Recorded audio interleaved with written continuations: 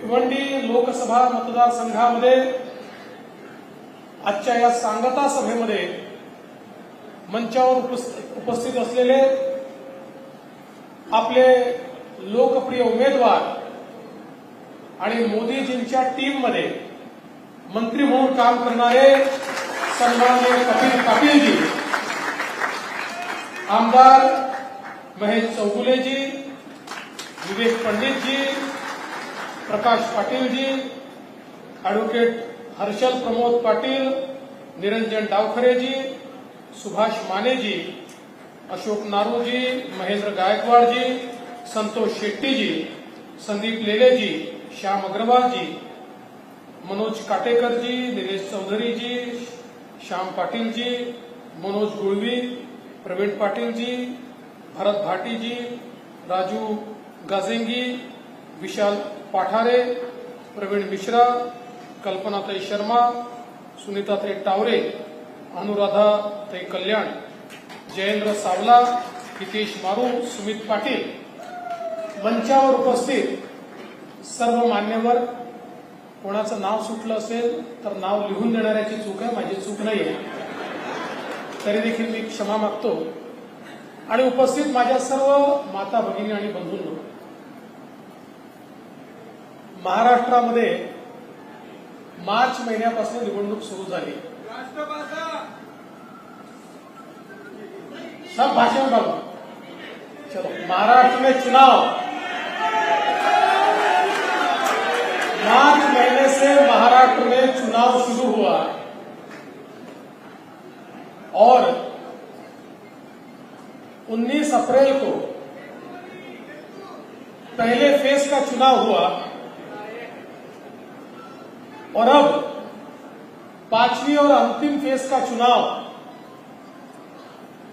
20 मई को होने वाला है. और महाराष्ट्र में लोकसभा के चुनाव की अंतिम सभा मैं भिवंडी में ले रहा हूं.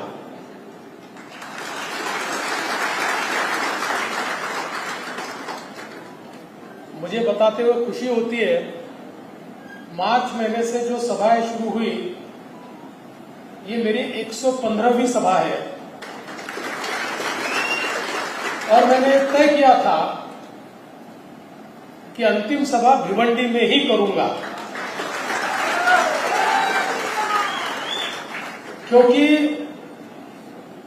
ये जो भिवंडी है, यहां राष्ट्रभक्त देशभक्त लोग बसते हैं और मेरा विश्वास है कि आपके आशीर्वाद से तीसरी बार हमारे कपिल पाटिल जी ये दिल्ली में सांसद के रूप में चुनकर आने वाले हैं. दोस्तों, जैसा हम जानते हैं, ये चुनाव देश का चुनाव है. ये चुनाव व्यक्ति का चुनाव नहीं है, केवल एक सांसद चुनने का चुनाव नहीं है. तो अपने सांसद के माध्यम से हम अपने देश का नेता इस चुनाव के माध्यम से चुनने वाले हैं. और हमने देखा आज देश में महाभारत के लड़ाई जैसी परिस्थिति हमको दिखाई देती है. एक और पांडवों की सेना है, दूसरी ओर कौरवों की सेना है. पांडवों की सेना के साथ भी कई राजा है, कई सेनापति है, कई सेनाएं हैं, और कौरवों की सेना के साथ भी कई सेनाएं जुड़ी हुई हैं. और इस महाभारत के युद्ध में फैसला शस्त्र से नहीं होगा, फैसला आपके वोट से होगा. देखिए देश की परिस्थिति क्या है. एक और विश्व गौरव विकास पुरुष नरेंद्र मोदी जी ये पांडवों की सेना का नेतृत्व कर रहे हैं और उनके साथ में हमारे शिवसेना के एकनाथ शिंदे जी, हमारे अजीत पवार जी के नेतृत्व में राष्ट्रवादी कांग्रेस, राज ठाकरे के नेतृत्व में मनसे, आठवले जी के नेतृत्व में रिपाई, पीडीपा, रासपा, जनसुराज्य, रैयत क्रांति,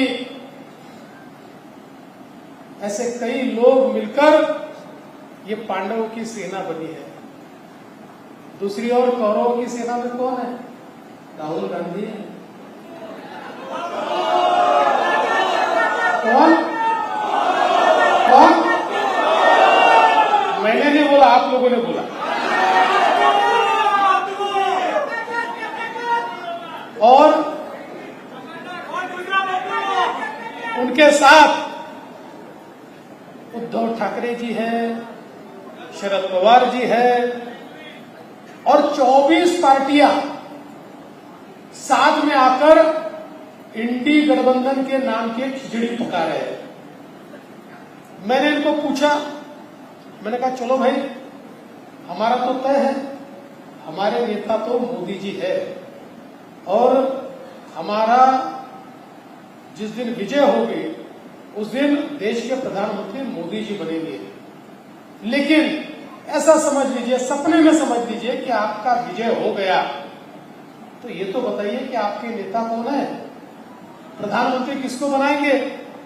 जवाब ही नहीं आता। आखिर में लगातार जब प्रश्न पूछा गया तो आप सबको पता है ना, सुबह 9 बजे पोपटलाल आते टीवी के ऊपर, तो पोपटलाल जी को पूछा, बताओ पोपटलाल जी, ये इंडी गठबंधन आपने तैयार किया है, आपका प्रधानमंत्री का उम्मीदवार कौन है? उसने कहा हमारे पास बहुत है, हम 5 साल में 5 प्रधानमंत्री बनाएंगे। मैंने कहा ये तो बहुत बढ़िया है, 5 साल में 5 प्रधानमंत्री। तो मैंने पूछा फिर पहला कैसे बनाओगे? फिर मेरे ध्यान में आया क्या करने वाले हैं, एक कुर्सी रखेंगे बीच में। अपन बचपन में संगीत कुर्सी खेलते थे ना, ऐसे ये 24 लोग उसके इर्द गिर्द घूमेंगे, गोल गोल गोल गोल, गाना बजेगा। जैसे गाना बंद होगा, जो पहला बैठेगा वो पहला प्रधानमंत्री, जो दूसरा बैठेगा वो दूसरा प्रधानमंत्री, जो तीसरा बैठेगा वो तीसरा प्रधानमंत्री। अरे मूर्खो, कोई संगीत कुर्सी का खेल नहीं है, ये कोई तुम्हारे परिवार का प्रमुख नहीं चुनना है, ये कोई तुम्हारी इंडस्ट्री का प्रेसिडेंट नहीं चुनना है, इस देश का प्रधानमंत्री चुनना है। एक ऐसा प्रधानमंत्री जो आम आदमी की आशाओं को, आकांक्षाओं को और सपनों को पूरा कर सकता है। और दोस्तों, आज ये क्षमता केवल और केवल नरेंद्र मोदी जी में है और किसी में एक क्षमता नहीं है। इसलिए मैं हमेशा बोलता हूं, अपना गठबंधन कैसा है?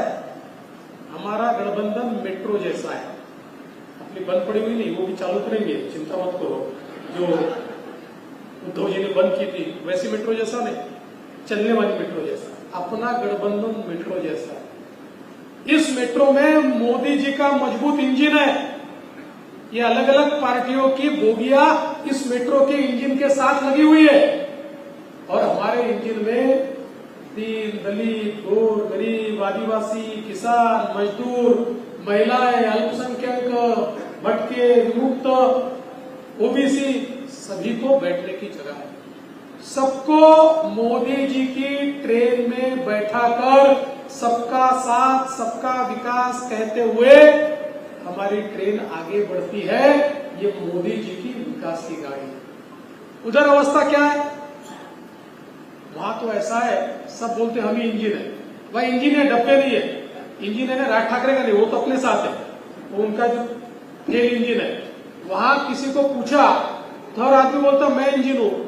राहुल गांधी बोलता है मैं इंजन हूं, उद्धव ठाकरे बोलते हैं मैं इंजन हूं, शरद पवार बोलते हैं मैं इंजन हूं, लालू जी का बेटा बोलता मैं इंजन हूं, मुलायम सिंह का बेटा बोलता मैं इंजन हूं, ममता बनर्जी बोलती मैं इंजन हूं, स्टैलिन बोलता मैं इंजन हूं। वहां पर डब्बे है ही नहीं। और दोस्तों, इंजन में बैठने की जगह आम आदमी के लिए नहीं होती। इंजन में केवल ड्राइवर बैठता है। इनका इंजन कैसा है? राहुल गांधी के इंजन में बैठने की जगह केवल सोनिया जी और प्रियंका जी के लिए है। उद्धव ठाकरे जी के इंजन में जगह केवल आदित्य ठाकरे के लिए, और शरद पवार जी के इंजन में जगह केवल सुप्रिया सुळे के लिए है, आपके लिए इनके पास कोई जगह नहीं है। लेकिन जैसे ही कमल का बटन दबाकर हम कपिल पाटिल जी को जिताते, कपिल पाटिल जी के नेतृत्व में भिवंडी की बोगी सीधे मोदी जी के इंजन को जाके लगती है, और उसके बाद हमको कोई रोक नहीं सकता।